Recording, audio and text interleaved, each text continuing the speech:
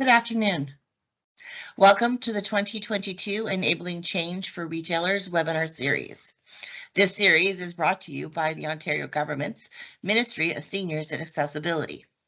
My name is Marcy Wen. I am the Manager of Education for the Retail Council of Canada.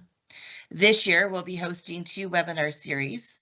The first on accessibility and COVID-19 recovery, which is taking place over the next few weeks, and the second on mental health, which will take place in September. To register for these series, details can be found on the RCC's website in the events section. For today's session, we'll be focusing on 10 things that you can do to make your store accessible. This session is the first of a two-part series, where next week we'll be bringing in some real-life examples of the things that you can do for your store. So before we get started, here are a few housekeeping items. So for today's agenda, we'll have welcoming remarks. We'll talk about housekeeping items. I will introduce our guest speaker, Donald. He will do his presentation on 10 things to make your store accessible, and then we will wrap it up with some questions. This webinar is being broadcast in French. If you wish to listen to the presentation in the French link through French translation audio telephone, please dial the toll-free number 1-888-499-6608 or one of the numbers listed on the screen and enter the French audio PIN of 3036 997 810. Today's webinar is being recorded. All attendees will receive a web link to access the recording by email. The webinar will also be available on the RCC's YouTube channel with subtitles in French and English.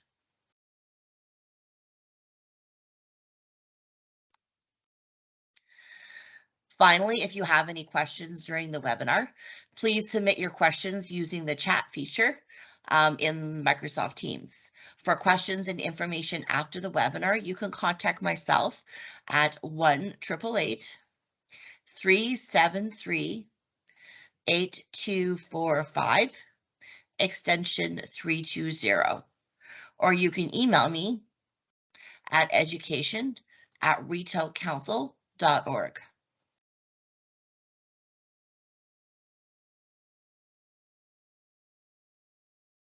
All right, I would like to introduce today's guest speaker. Today's guest speaker is Donald Slaw. He is the Program Manager for Discoverability Network at the Ontario Chamber of Commerce, responsible for stakeholder relations with community partners, strategic partnership development, and networking events. In his previous life, Donald was the program developer and supervisor of a supported employment program for job seekers with disabilities. He also founded and leads the Supported Employment Alliance, a collaborative network of supported employment programs operating across the Greater Toronto Area. Donald has appeared on the TVO's The Agenda, sits on the Program Advisory Committee for the Developmental Services Worker Program at Humber College, and maintains professional ties to Humber College through various partnerships. In his leisure time, astronomy, history, philosophy, and science fiction has his heart, or rather, his brain. So today I would like to introduce to Donald. So Donald, thank you for joining us today. Thank you for having me, Marcy. It's my pleasure to be here. Greetings and good afternoon, everyone. I'm pleased you're all able to join us. I do have a slide deck to accompany my presentation, so I'm going to go ahead and share my screen here. And if someone could please confirm for me, Marcy, maybe that's you, Yes, can give me a thumbs up. We can see it. Wonderful. So I know Marcy said this will be 10 things you can do to make your business accessible. It's actually going to be 10-ish things. I'm going to cheat a little bit, and you'll see where I cheat as we go through the presentation. To begin with, though, I would like to introduce you to the Ontario Chamber of Commerce if you happen to be unfamiliar with it, as well as the Discoverability Network, which is the program that I am representing. So the Ontario Chamber of Commerce works with actually over 150 local chambers of commerce across the province, representing 60,000 member businesses. In 2019, the Chamber conducted a survey of members And 75% of Ontario businesses reported that finding talent was their #1 barrier to growth, and that the skills shortages were limiting their ability to grow their business, develop, and innovate.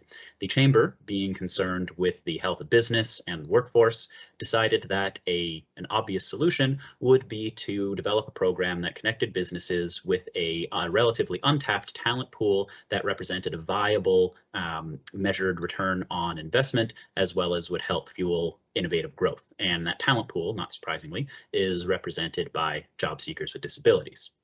And so the Discoverability Network was born, which is a free program operated by the Ontario Chamber of Commerce designed to facilitate connections between businesses and job seekers with disabilities in order to address workforce needs. We operate a free job matching platform. Job seekers create profiles, businesses post jobs, and the system matches job seekers based on qualifications for the role. We provide free training on a host of disability and employment-related topics, such as the one that you're receiving today, hiring and retaining talent with a disability, and many others. And we also operate networking events to bring all of our stakeholder groups together in order to make connections, share resources and tools to support everybody's efforts, best practices, and so on and so forth. So I would certainly invite you to connect with us if you would like to learn more about what we do or how we could collaborate and work with each other. I will share my email in the chat a bit later. For now, however, we'll get into the meat of the presentation. You see on the screen the categories I intend to cover. I will begin with legal responsibilities. I will spend very little time on legal responsibilities. I just want to give a brief overview of the AODA. You're probably all rather aware of it, but it would be remiss of me to neglect it in a presentation such as this. I want to spend some time on processes, particularly hiring and staff. I also want to spend time on communication for both staff and patrons, and you can see with the 2-ish and 8-ish, that is where I'm going to be cheating, because I will be talking about those elements related to both staff and patrons. So sort of 10-ish, it's going to be a little more than 10. And then environmental considerations, by which I do not mean making your business greener, although certainly we encourage you to do that. I more mean environmental stimuli, physical spaces, and the barriers that they may present and that sort of thing. So, being a little more specific, we'll go through very briefly the AODA. We'll talk about job postings, recruitment, and interviews. I will then give an overview of accommodations considerations, flexibility in the workplace, websites, and the considerations that need to be made when making websites and how to keep them accessible, communication for both patrons and staff, as I said, environmental stimuli, and the physical space of the business location. So when we talk about the Accessibility for Ontarians with Disabilities Act, there are 5 accessibility standards that it requires businesses to really fall into compliance with. You see them here: customer service, information and communications, transportation, employment, and design of public spaces. Depending on the kind of business you operate, not all of these may apply to you, but the ones that do relate to your business, you are required to be compliant with. I'm going to give a very brief overview here of things you might need to consider based on the size of your business. If your business is smaller than 50 employees, you need to consider recruitment and hiring, workplace information, talent and performance management, and communication accessibility policies. These are the areas of the AODA where you will need to be familiar with the legislation and ensure that you are taking the necessary steps to make your processes accessible to people with disabilities. And now, of course, that refers to all types of disabilities. The AODA, just like the Discoverability Network, is referring to disability in the broadest sense. So this would be people, yes, with physical disabilities, but it could be people with vision impairments, with mental health, with learning disabilities, and so on and so forth, as well as considerations of an aging population. If your business has more than 50 employees, you have to be compliant with the same considerations that I mentioned for businesses that are smaller than 50 employees, but then you also are required to have accommodation plans and return to work processes in place. Now, I said I wasn't going to spend much time on this, so I'm going to keep my promise. However, here are a host of resources that you can access which may provide some assistance with achieving compliance with certain elements of the AODA. I will make this, actually, I think I already have made this PowerPoint available to Marcy, and she certainly can share it with all of you. So you'll be able to link to these resources, and there are more, but these give you some good resources to follow up on and some good guides to use when you are trying to achieve compliance with the AODA. And there will be further resources that are available to you throughout this presentation. Job postings, a more interesting category. When we talk about job postings and accessibility, we're discussing things like using plain language. So for instance, in a retail setting, you might require people to restock displays. That is clear language. A lot of job postings may say things like merchandising proficiency, or I found other ones, I can't remember what the examples are, I have an example later, that refers to this in language that is in effect industry jargon, which is what we want to avoid. And all industries do this. They use buzzwords or industry jargon that they're familiar with, but that the layperson may not be. So using plain language that just describes exactly what you need. Avoiding slang or figures of speech. I've written job descriptions. I really wanted to make them fun, but at the same time, I needed people to understand what I was asking for in the role. And so when you're, for instance, in my example, when you're listing what people need to be successful in a role, simply stating to be successful, this is what is required, would be appropriate and accessible versus, you will rock this job if, or you will own this job if. Those statements are not exactly clear. And again, these considerations go beyond just people with disabilities. Newcomers, people from other cultures or who speak English as a second language are not necessarily going to pick up on the nuances of slang. So when I wrote job postings, I wanted to include a reference to Monty Python films because I'm a big fan of Monty Python. I don't know if anybody has seen The Meaning of Life. It's hilarious. They at one point talk about how the meaning of life is that people are not wearing enough hats. I don't have an explanation for that, but I think it's hilarious. I wanted to put in my job posting, one of the requirements at the very end is that people understand that the meaning of life is that people are not wearing enough hats. But of course, that's not accessible. That doesn't even make sense. That would confuse people, so it did not end up in the job posting. I know we want to make them fun, but they do need to be accessible. Text considerations and contrast considerations are important. I have an example of a contrast consideration on the screen here. The picture with the red puzzle piece connecting with the white puzzle pieces is an example of high contrast, and that's what you want, so that the elements in your job posting, whether they're images or text, stand out. Dark red text on a light red background is not going to be accessible. It's going to be hard for people to read.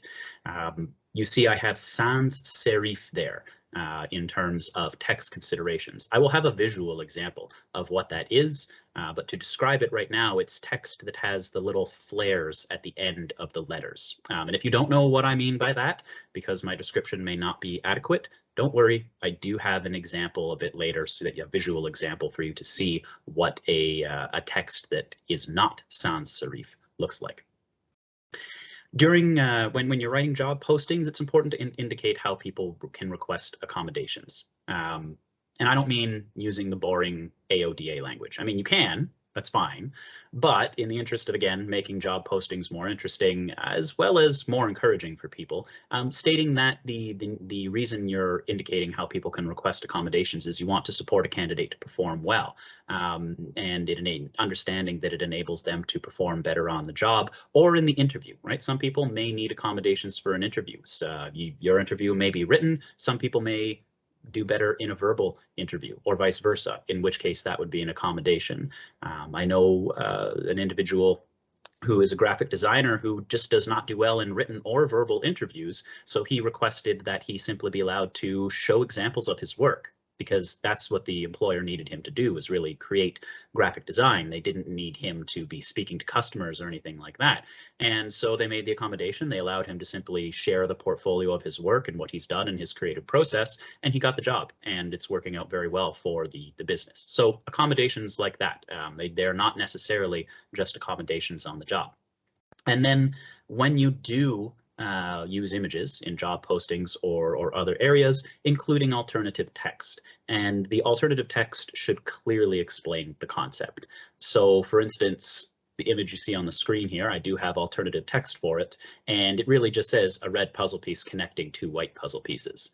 I could describe this image as one red puzzle piece connecting two white puzzle pieces, which are connected to half a dozen white puzzle pieces as well on a white table, but that's not necessary. All that extra stuff has nothing to do with what the image is actually conveying to those who are seeing it. And if you are not sure how to get to the alt text, alternative text editing place in Word documents or PowerPoint, if you right click on an image, in the drop-down menu that shows up, there should be an option that says Edit Alt Text, and then you just click on that and voila, you are there. So continuing with job postings, avoiding the unnecessary is really important. Consider what you really need for the job and consider what you don't really need for the job. Job postings, and I'm going to have some examples of them, are famous for listing a laundry list of things, many of which may not actually be required.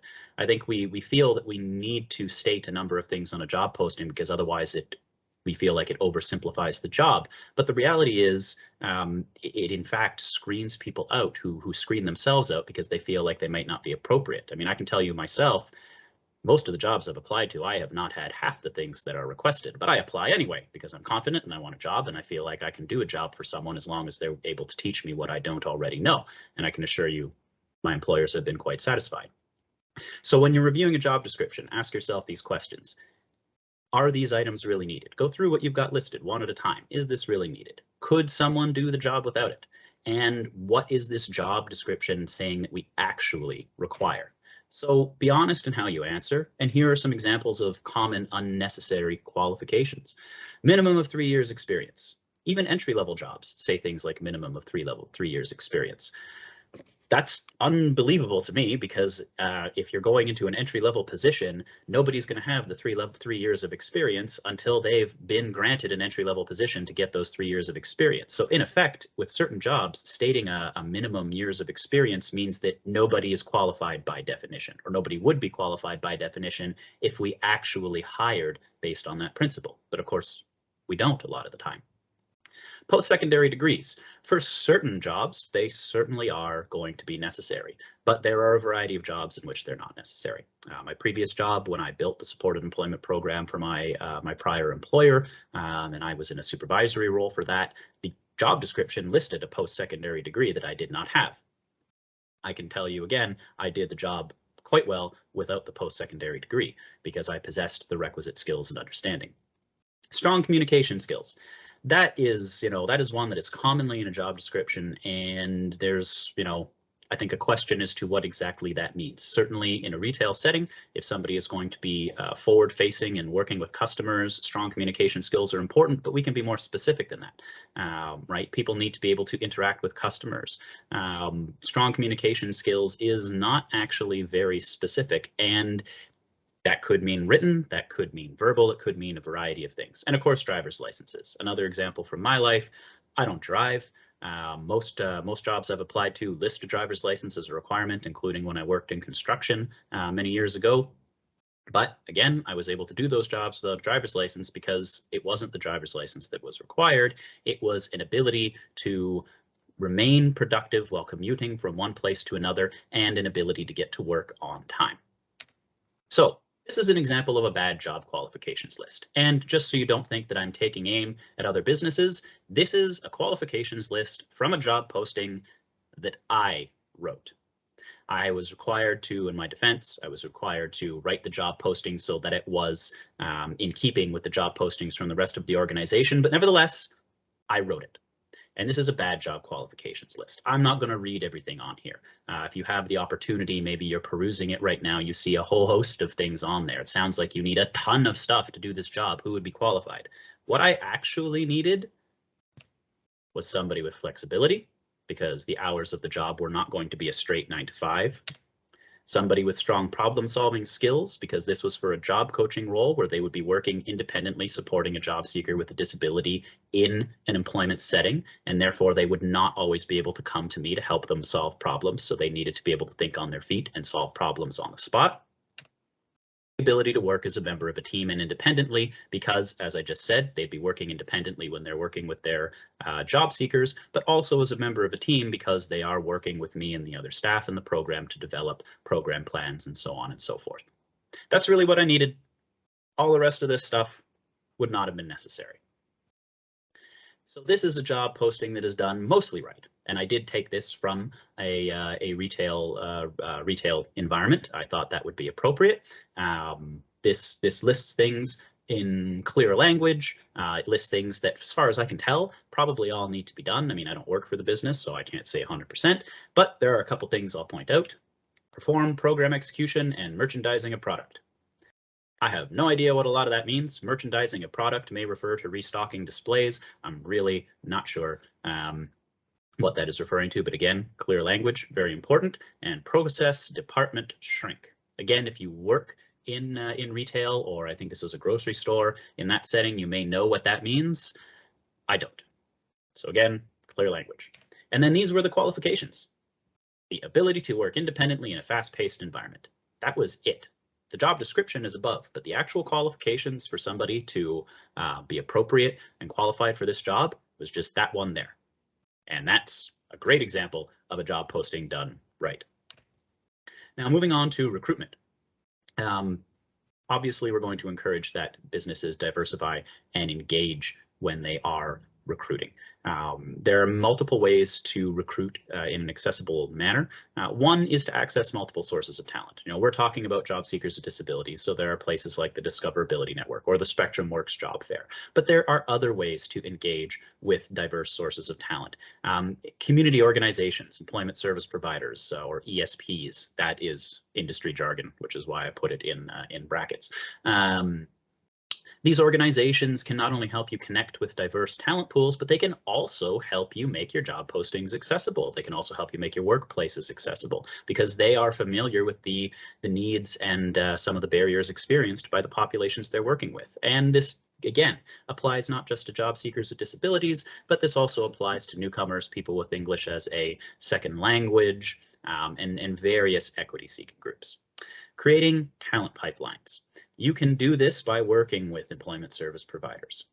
They can share candidates with you as they find them. We work with some businesses that want regular talent pipelines, and so rather than having a job description on their website that's only available for people to apply to when they happen to have it active, they have job postings on our platform or that we're sharing with our partners, and then we collect applicants and send them to them as they come our way. And we have arrangements specified whereby we'll connect the business with the community organization in order to work with them to make sure that the interview is accessible, that it's scheduled at a time that works for the job seeker, and that all of those considerations can be made throughout the recruitment process. And that connects with the last point, which is inviting support. When you are hiring somebody, and I'm speaking specifically here about somebody with a disability, welcoming support from job coaches or other supports offered by employment service providers is a great way to help make your business accessible. You'll learn from them because they're experts in the accessibility areas that they're working in. They also augment and enhance your training and your ability to hire and retain diverse talent. So it's a great idea to connect with them, not just for the benefits of your business in terms of enhancing your training and your ability to onboard accessibly, but also to connect with your community and potentially tap into additional sources of talent that you weren't aware were right there for you. Interviews.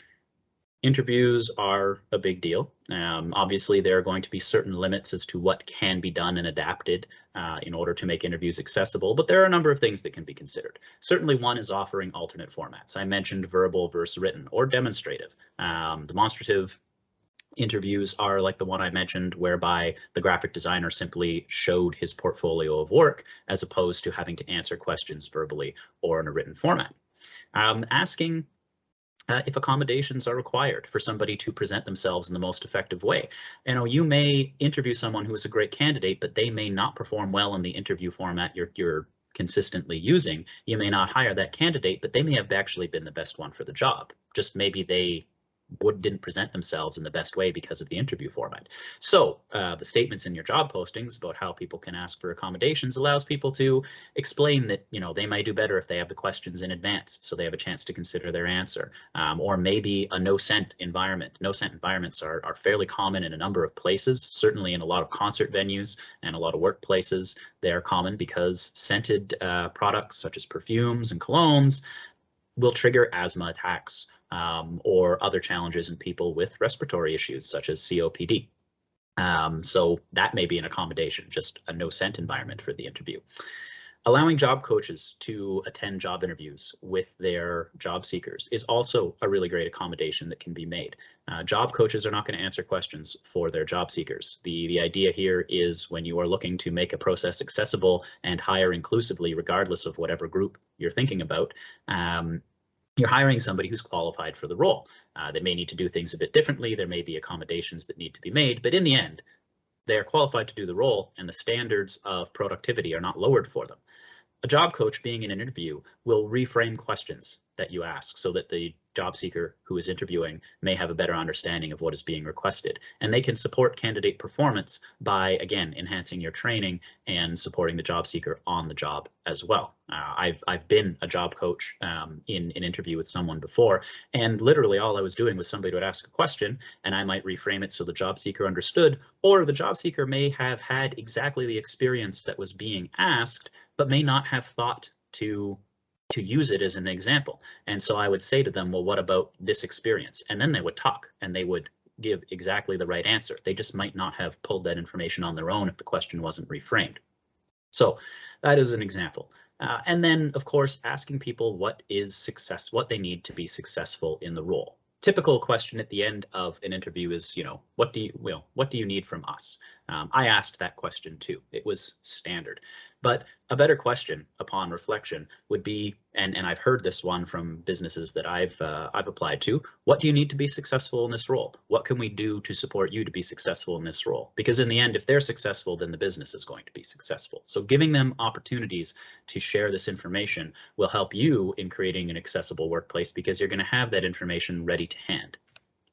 So why would you do these things? Well, as you can see, for the first 3 points, it will enable candidates to present themselves most effectively. And that's really what you want, so that you have a better idea of who the best candidate for the job is.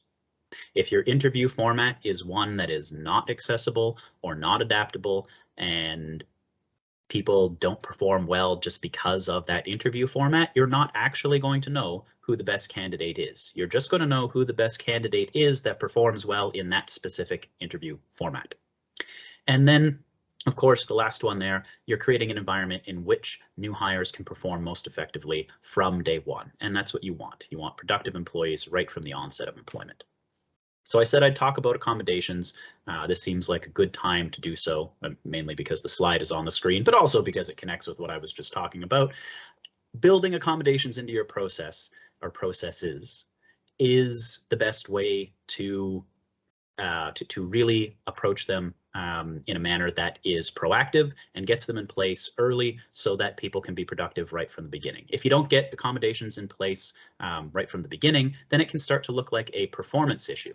And that's obviously a problem, because then that's how the business is going to approach it. And this goes both ways. When we talk to job seekers, we tell them that if they need an accommodation, or if something changes and maybe they didn't need an accommodation earlier, but they need one now, they do need to talk to the employer, because again, if they don't, it just looks like a performance issue. So it's a two-way street. It's a conversation. But during offers of employment, welcome packages, and performance reviews, if you engage in those regularly, those are great places to include the opportunity for someone to discuss or request accommodations. It welcomes them to have the conversation. It takes some of the anxiety out of it, and it should take some of the anxiety out of it for you as well. I know when I was a supervisor in my previous workplace and I had 13 staff reporting to me, I had some people that I had to start the conversation about accommodations with, because there were problems with chronic lateness. And that was I won't go into the details, but that was a real problem for us at the beginning of the day. And I needed to start a conversation with them to find out, not to pry inappropriately, but to try and find out what was going on and if we needed to provide them with an accommodation, because then we'd be able to adapt the workplace with an understanding as to what they needed to be successful so that we could do our jobs more successfully. They didn't ask for accommodations, as it turned out, but nevertheless, that was difficult for me because I was worried about, saying the wrong thing, projecting my assumptions potentially onto them. So when these conversations are, they are facilitated, they're allowed to happen naturally, it makes it easier for everyone.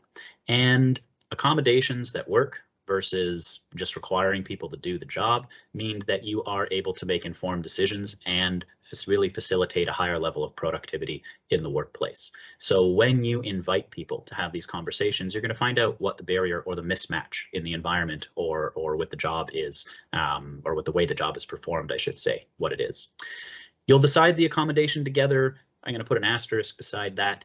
You as the employer, you are required to provide an accommodation, but you also decide what the accommodation is. So the employee should probably have some suggestions as to what might work for them, but you know your business best, and you're the one who's going to actually decide what accommodation somebody gets.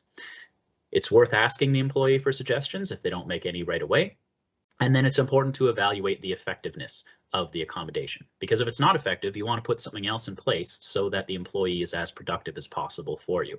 But again, it's important to see here that really making this accessible means inviting the conversation, allowing it to happen naturally, and removing any stigma or anxiety around it, so that the opportunity is there to have those conversations. And then use the same processes for all staff, whether somebody has a perceived disability or a need or not. These kind of conversations can be valuable, again, for newcomers, people with second languages, people from other equity-seeking groups. There may be a host of different types of accommodations that can be made. It may be for someone, it may be something to do with the dress code. For somebody else, it may be something to do with sense in the environment. It may be the way that work is actually completed. It may be the way instructions are given. There are a variety of ways accommodations can manifest, and they're not all related to people with disabilities. So using this process for everyone means your whole staff team is going to be more productive for you, because if people need accommodations, they're going to be able to ask for them, and they're going to be comfortable doing so.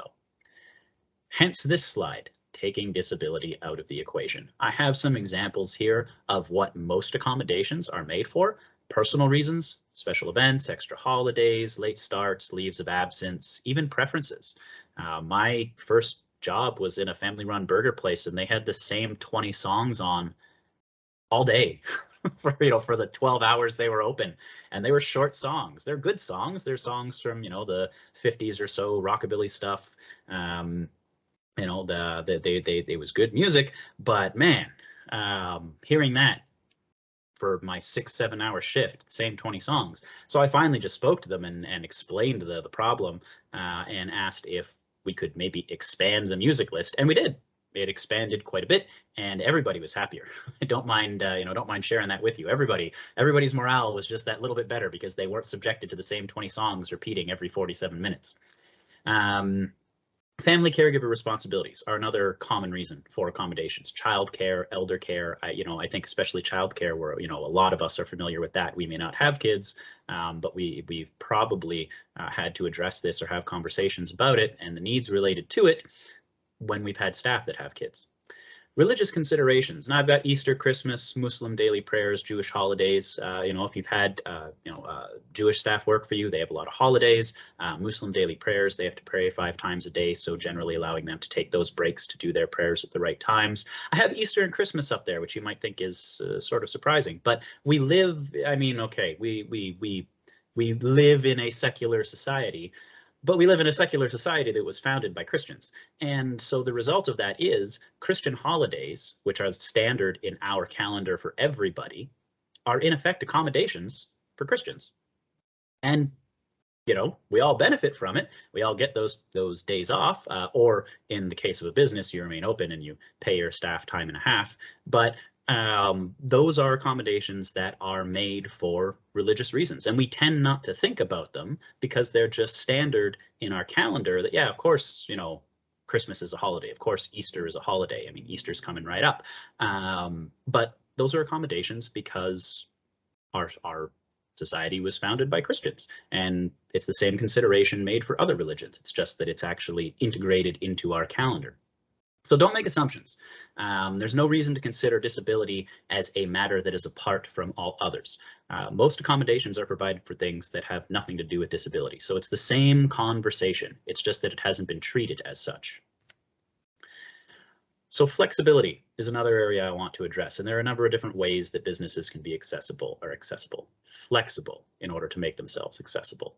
One is, of course, the start and end times of shifts and the time required to complete tasks. Now, I want to be clear here. When I'm talking about the time required to complete tasks, I don't mean that standards should be lowered. Somebody's supposed to, do a certain amount in an hour, and so you're going to give them 2 hours to do it. That would be a problem. However, the question would be, can things be moved around so that people are performing tasks that they are more skilled at? In which case, you're getting people to do the work that they have a higher capability to do, and productivity increases across the board. So some people may take more time to complete some tasks, others may take more time to complete others, and those tasks can be shared or distributed in a way that enables the people who are most effective at them to perform them more consistently.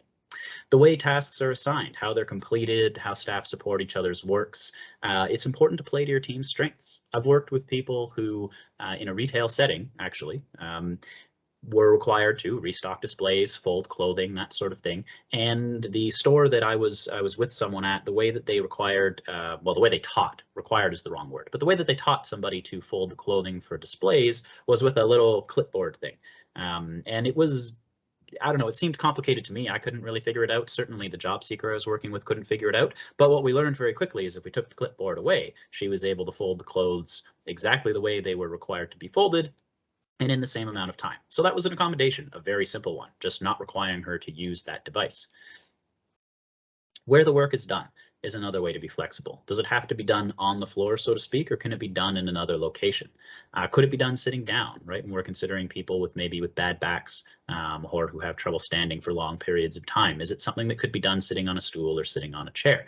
Obviously, environmental considerations have to be taken, have to be taken into consideration. But these are questions that are worth asking.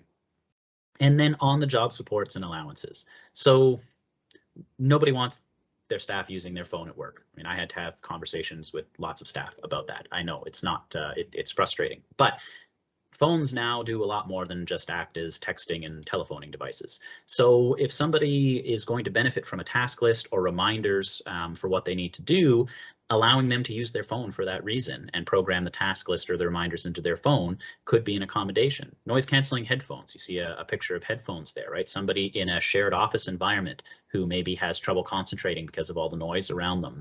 That describes the Ontario Chamber of Commerce office perfectly. And so noise canceling headphones are made available to any of us who need them so that we can focus on our work and not be distracted by everything that's going on around us. Shades in a brightly lit environment for somebody who's sensitive to bright lights. Employee mentors, that's never a bad idea. People who are already familiar with the job mentoring people who are new on the job. Checklists, task lists, visual schedules, there are a whole host of ways that we can be flexible in terms of providing the instructions or the communication or the opportunity to stay on task for employees. So moving on to something different, I want to talk about websites. I promised that there would be an example of text that is not sans serif. And these considerations for websites are very similar to the considerations you're going to make for accessible documents. So to begin with, the text. You see sans serif there, and in brackets, not MT.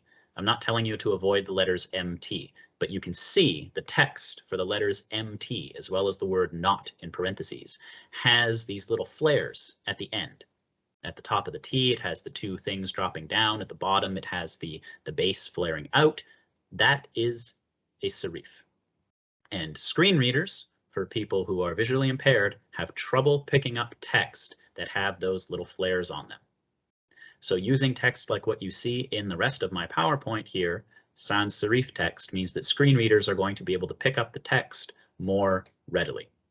The spacing is also important. The text shouldn't be touching each other or overlapping. Sometimes when we create flyers, we have text that overlaps because it's a design choice. But again, screen readers, for people who are visually impaired, are going to have trouble with that. Or somebody who's using a screen magnifier may have trouble separating one piece of text from another.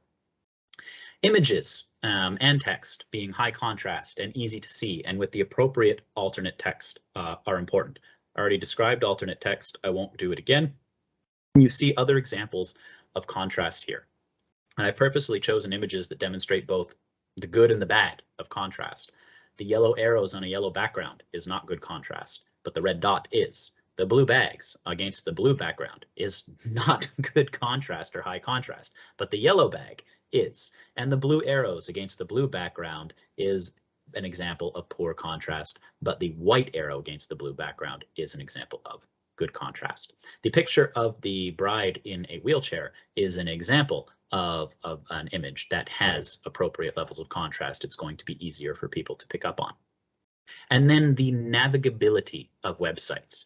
The ease of use, the fact that they're relatively linear, that the links are clear and where they lead to are important. WCAG2, it's going to be defined on the next slide, but it's the Website Content Accessibilities Guide. It's where the website accessibility requirements in the AODA come from, says that text should be made, make text content readable and understandable. And that's not really a very high place to set the bar. So when we're creating websites, consider whether or not somebody is going to be able to navigate the website if they've never been there before. Also, color. Don't rely on it for meaning. I love color. I like relying on color for meaning. This is something that I've had to really get used to. But you see an example here of, on the left, what someone who's not colorblind would see, and on the right, what somebody who has a certain type of color blindness would see. And as you can see, the person who would be colorblind is not going to get the meaning that they're supposed to out of this pie chart. So when you're looking at marketing materials or flyers or anything, you want to find ways to ensure that the meaning comes across to your patrons, your audience, your staff, whoever it may be. So using, in the case of the pie charts here, the little cues, the additional cues explaining what each segment of the pie chart refers to, and separating those elements of the pie chart with the little white line with the border. So rather than relying on the colors to separate the different aspects of the pie chart, you have a little white line dividing the different elements of the pie chart. And so somebody who maybe the colors blend together is still going to know what each section refers to. This is a simple example, but I think it's a good one. And this is the Web Content Accessibility Guidelines. I apologize, it wasn't the next slide, it was the next to next slide. But there are 4 principles when it comes to making websites accessible. They need to be perceivable, operable, understandable, and robust. And really, those things just mean the 12 guidelines that you see here. I'm not going to read them all to you. I have a link to the Web Content Accessibility Guidelines website for you here, and then some other links to understanding the website accessibility. But in the end, the websites should be easy to navigate. Like I said, the different pages on them should be clear where the links lead, and things should be written in a way that is understandable and legible, considering screen readers and so on and so forth. So communication as it relates to staff. There are a host of things to consider. A lot of them are fairly straightforward. The easiest one, or maybe easiest is the wrong word, but the most straightforward one, is understanding differences. So lack of eye contact, monosyllabic responses, not smiling or laughing, direct statements or literal interpretations. These are all different ways of communicating, and they may have to do with a job seeker with a disability. They may not. Lack of eye contact could be a cultural thing. There are some cultures for which eye contact is not respectful. In Western culture, we consider eye contact respectable. Or respectful, so that's what we expect. But in some cultures, lack of eye contact is actually considered disrespectful, and so people avoid it. This also goes for people with certain types of disabilities. People with autism, for instance, have trouble with eye contact. So simply understanding that these differences in communication are not actually a lack of respect. Monosyllabic responses may simply be because someone is not talkative or they communicate very directly. Not smiling or laughing may have nothing to do with somebody not having a sense of humor or not wanting to socialize or trying to be disrespectful. It simply be that maybe they just don't laugh. Maybe that's not how they express themselves. And then direct statements and literal interpretations.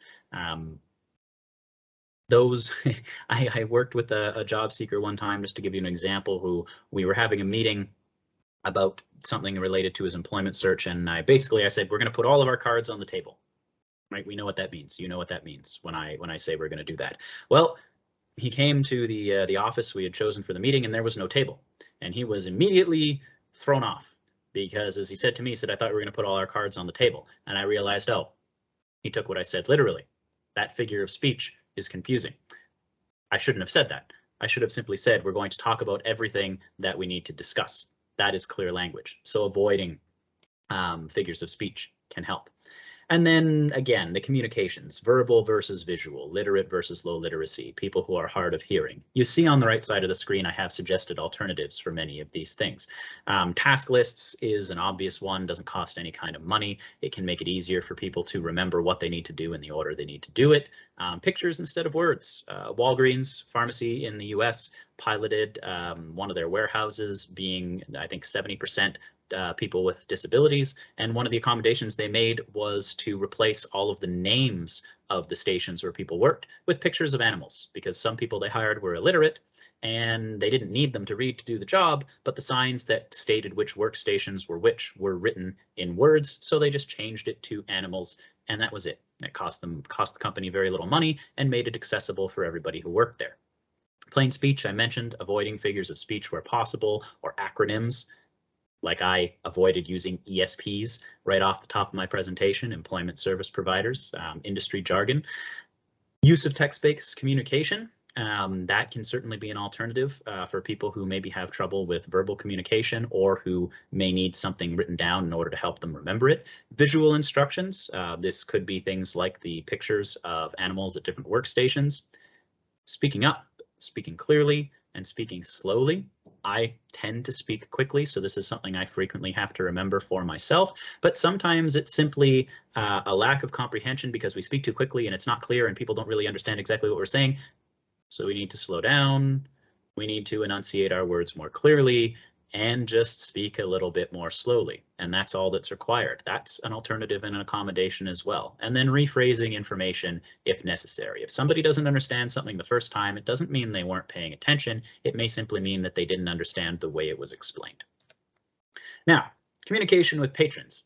Similar considerations. You see some of the same ones there, but the way you're responding to them may be different. Again, the lack of eye contact, that's one that's just going to need to be understood. I don't think any of us would be going into an interaction with a customer assuming that they are being disrespectful. Same thing with monosyllabic responses, the not smiling or laughing. You see a lot of the same things on the list there. Now, a different one I have on there is an uncertainty of what to say or how to say it. And you can see again on the right, I have suggestions for accommodations for patrons. When it comes to people providing monosyllabic responses or direct statements, again, that may be the way they communicate. So don't ask for more information than is needed. You know, we like to have lots of information. We expect longer sentences, but sometimes when we ask people questions, we get a 1 or 2 word response. And if that gives us the information we need, there's no need to ask for more. It may make somebody uncomfortable. So just accept the way that they communicate. Don't be offended by the lack of social niceties. This is where that lack of eye contact, not smiling, not laughing comes into play. That doesn't mean that somebody's being disrespectful. It just means that they may not interact in that way. So it's important to not be offended, especially when we're serving customers, because if we are offended by the lack of social niceties, that may come across in our behavior and the person we're interacting with may pick up on that. And that's going to affect our ability to make a sale. Offering alternatives. So an example from when I worked in retail, I worked in a shoe store for 5 years. One of the examples I can think of in this case where I did not do a good job is we had a customer who was looking at shoes and I went up to ask her something, you know, whether or not she needed any help. And I kept not getting a response and I kept asking. And so I raised my voice a bit, not angrily, but to try and speak up, and still didn't get a response. And I walked away thinking she was just ignoring me. Well, going back to my suggestions here of not being offended by certain things, she then came and found me, not realizing I'd been speaking to her, to ask me for certain things about the shoe, and it turned out that she was deaf. Right? I made a very poor assumption. And so as soon as I found out she was deaf, I got a pen and paper and we wrote back and forth in order to communicate. So I was able to offer that alternative. She also was able to gesture for certain things that she needed. And I should say, she gestured and I was able to understand.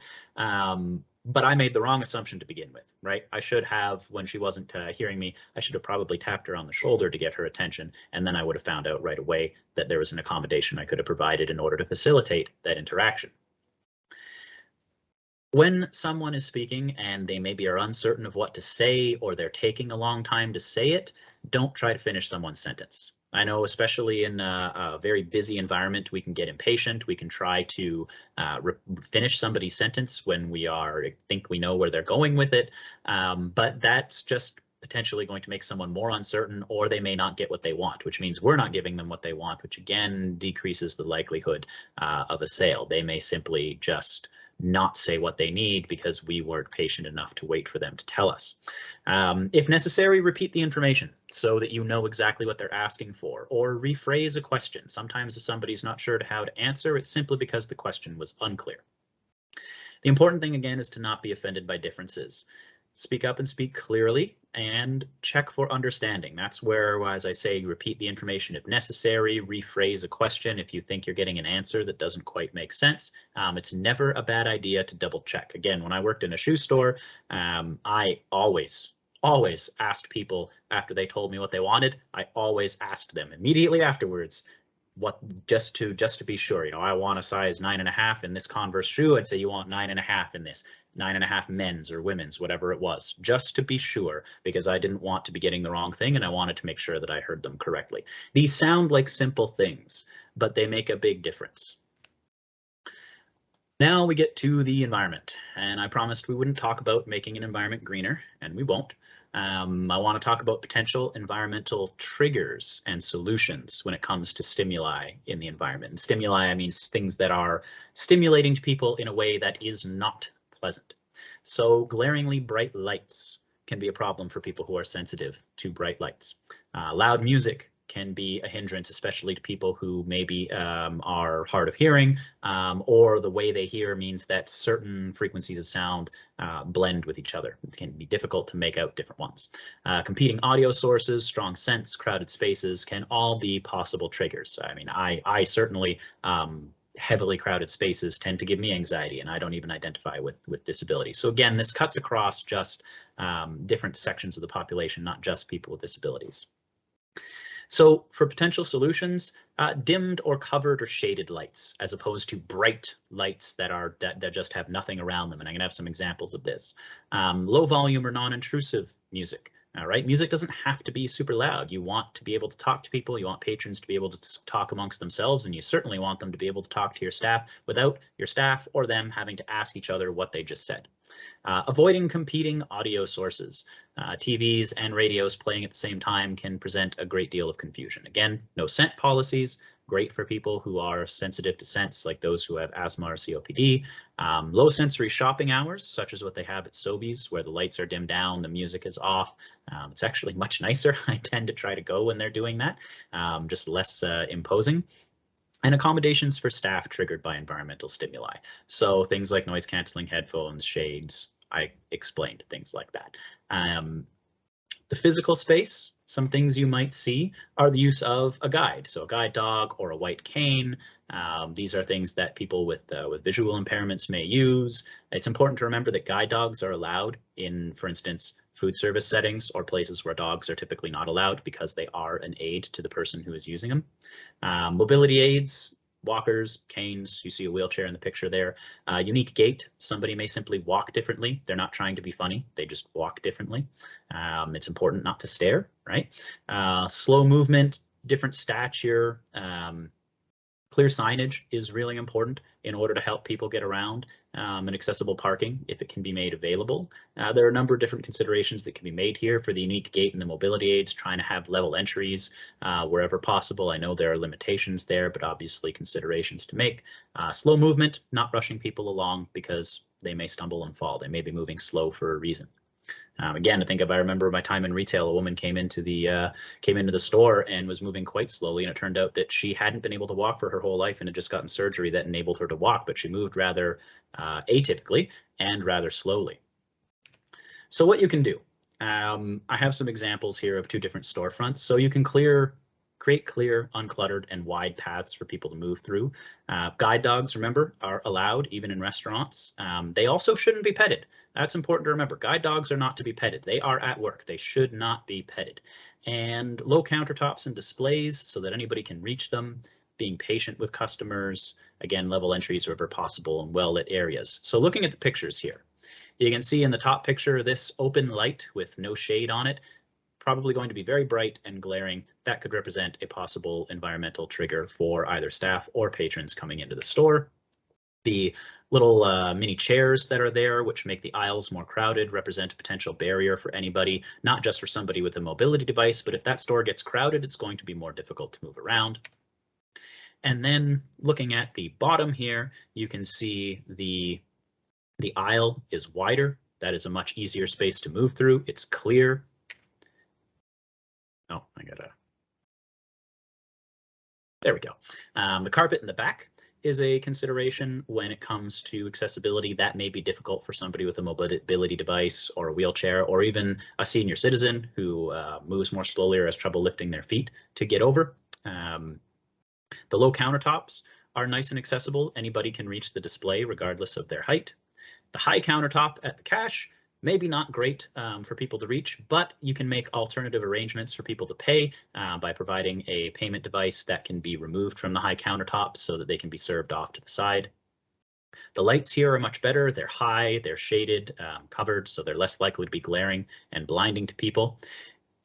And then this display here that has a second shelf further back could present an accessibility concern for somebody who's in a wheelchair or potentially a senior citizen, anybody who is going to have trouble reaching over that lower display to get at the one at the back. So again, something to consider in terms of accessibility and people being able to reach the goods. So some key takeaways from this presentation. Building accessibility into your processes right from the beginning is the best approach to take, because then it's going to become second nature. It's going to become habitual. It's going to be easier for you to achieve. Accommodate wherever possible, wherever needed, and build that into your process as well so people can ask. And that goes for customers too. Use diverse methods of recruitment. I mentioned many different ways that you can connect with different talent pools. Ensure accessibility for your patrons. Communication, have different methods of communicating. Be prepared to communicate differently. The physical space should be accessible, and the environment should be one that is less likely to be stimulating in a negative way for people. I know when I go to there's a mall not too far from me, Sherway Gardens, there's a store there that I've never gone into, even though I'm curious about, because when you go there, it looks like a cave. It's just completely dark with this really loud sort of jungle rave music playing at the entrance, and it's just forbidding, really. I can't even bring myself to go in. I can only imagine what it would be like for anybody that has certain types of accessibility issues. You wouldn't be able to see clearly. It would be difficult to hear what's going on. So consider what people might need when they're getting into the environment.